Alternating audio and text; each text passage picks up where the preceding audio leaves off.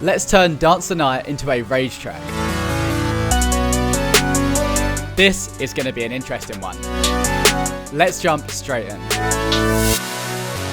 Let's take power chords with a lead melody on top. And we'll need to add layers to fill this out. I could be burning, but you won't see it on my face. Of course, we'll need a bass line. This just follows the root notes of the chords. Or we can use an 808. I use two 808 sounds layered together for this pattern. Hard rage trap drums for this one, all from my Listen Up drum kit, which is linked in the description. I've been moving close to the edge, still be looking my best. Leads are super important. They fill out the empty room in the mix. I stay on the beat, you can count on me, I ain't missing no steps. It sounds super subtle, but you can definitely feel it.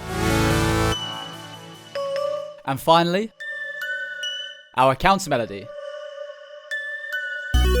This mixes really well with our ARP. This just plays the chords but one note at a time. And now we can hear how Dance the Night would sound as a rage track. Make sure to subscribe and check out the other videos on my channel just like this.